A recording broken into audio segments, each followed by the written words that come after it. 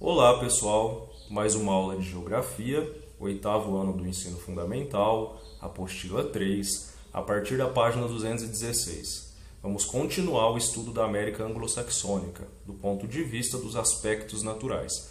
Lembrando que a América Saxônica ela é composta por dois países, Canadá e Estados Unidos. Na aula passada nós estudamos o clima da América Anglo-Saxônica e assistimos a um vídeo sobre ciclones, tornados, furacões. Na aula de hoje nós vamos continuar então esse estudo acerca dos aspectos naturais, falando da vegetação dessa parte da América. A paisagem da América Anglo-Saxônica ela era extremamente diversificada, em razão aí da diversidade de climas e de solos. Obviamente que essa paisagem ela foi modificada em razão da colonização da América, certo? Então a ocupação humana, com a colonização, o desenvolvimento da agricultura, a expansão urbana e industrial, o aumento das cidades, das indústrias, provocou o quê? A destruição de amplas áreas naturais, incluindo aí a vegetação, certo? Nós temos aqui um mapa que tem por título América Anglo-Saxônica, paisagens vegetais originais, antes aí do período de colonização. Então nós temos aqui na legenda a indicação das cores, que dizem em que região aqui da América Anglo-Saxônica tem esse tipo aqui de vegetação.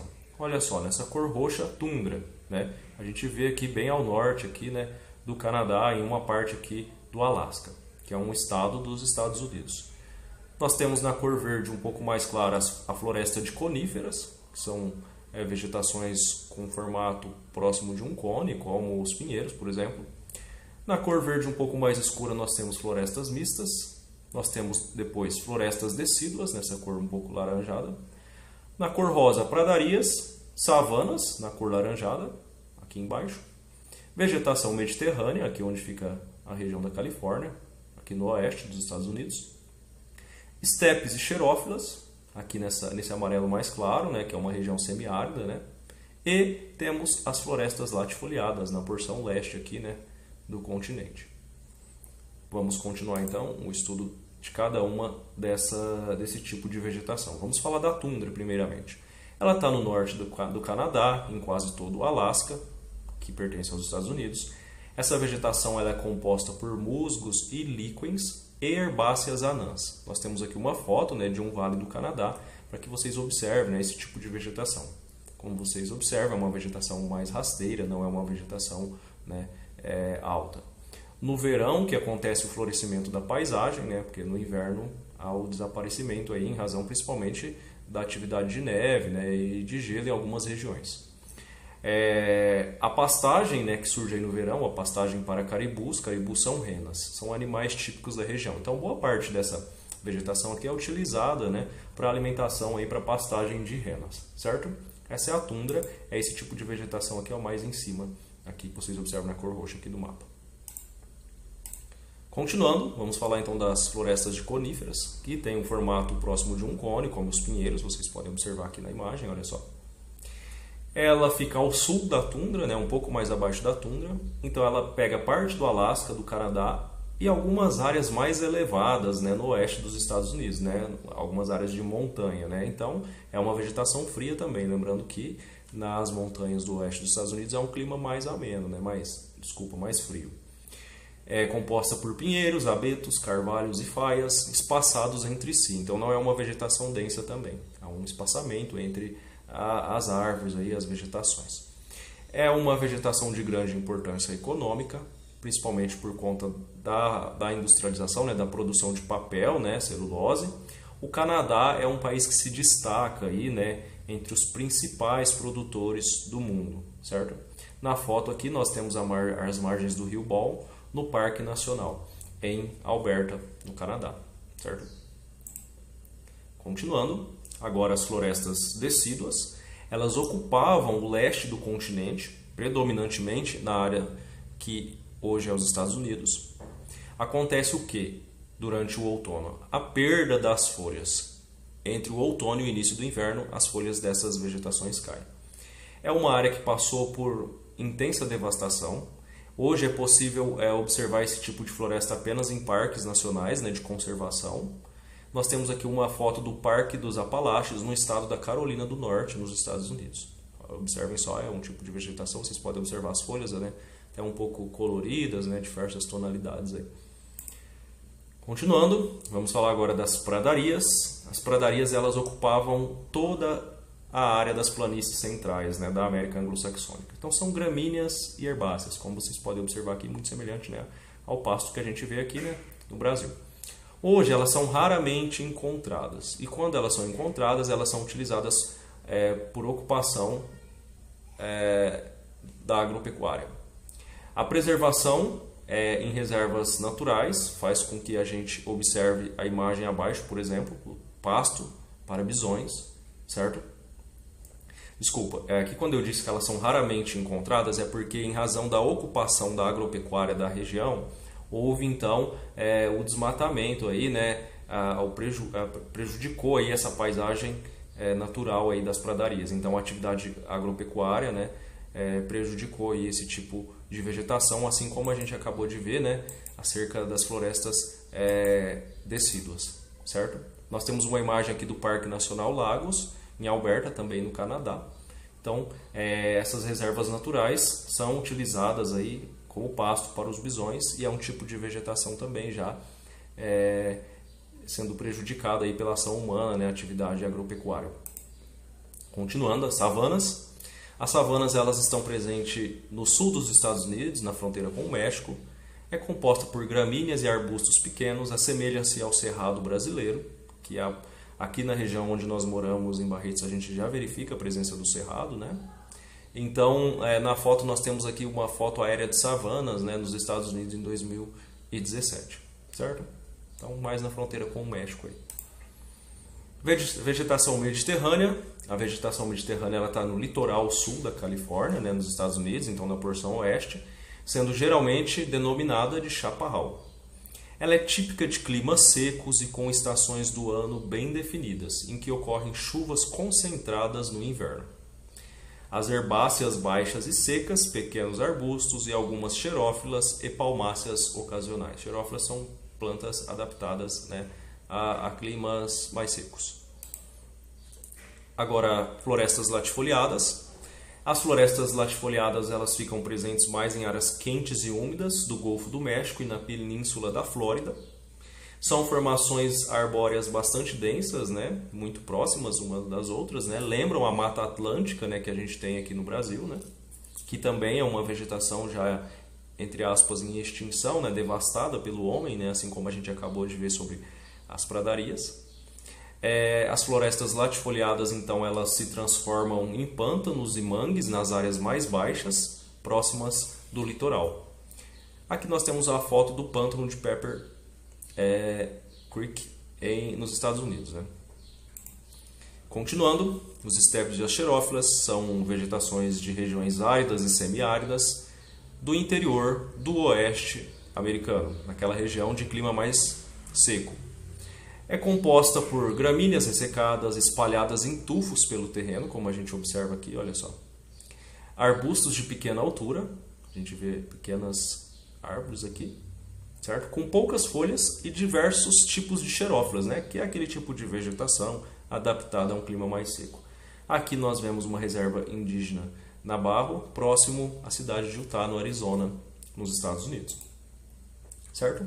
Pessoal, então esse aí são os tipos, né, de vegetações que nós temos aí na América Anglo-Saxônica, né, que é os Estados Unidos e o Canadá. Mais uma vez aqui voltando no mapa para a gente lembrar, olha só, as pradarias, savanas, vegetação mediterrânea, estepes e xerófilas, florestas latifoliadas, as florestas coníferas e a tundra, né?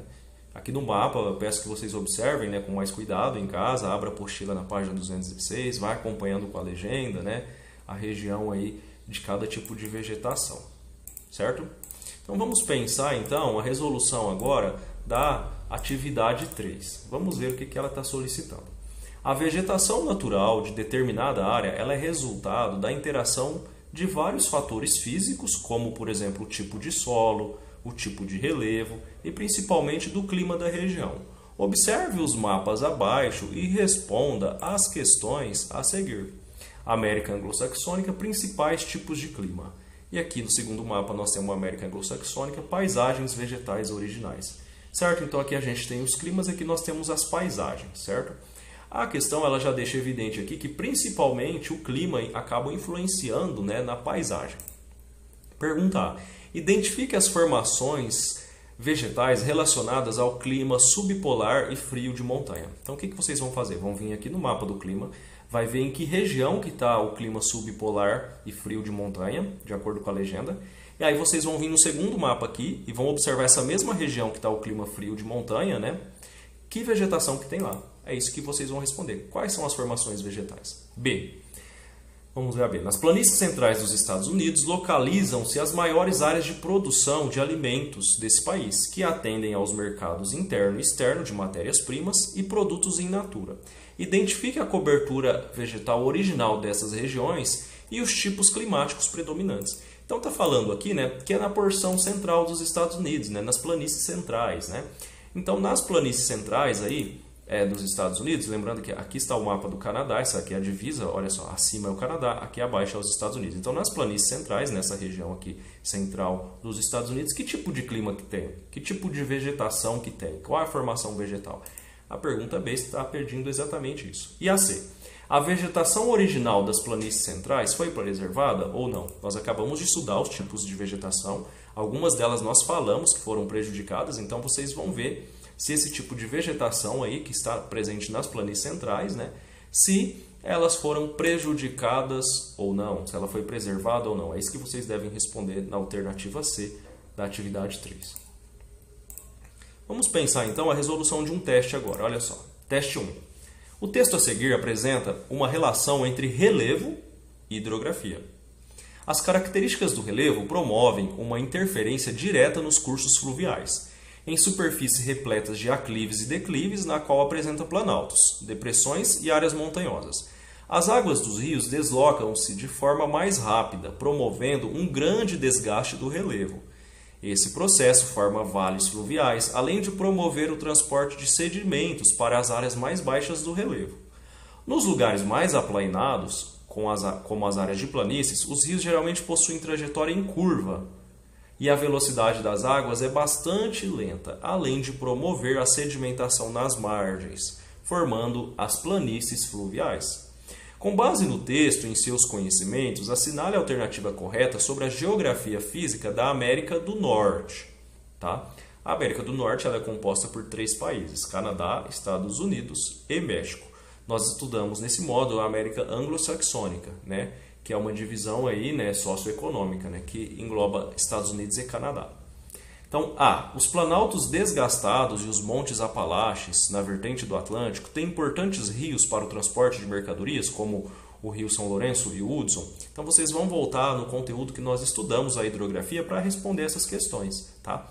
Então, aqui, as alternativas elas vão estar fazendo aí uma relação entre o relevo, né, e a hidrografia. Aí vocês vão identificar qual é a alternativa correta, que estabelece corretamente, né, essa relação aí com determinada área da América do Norte, aí, como diz aqui na questão América do Norte. 2. Sobre as principais características da América do Norte, assinale a afirmativa correta.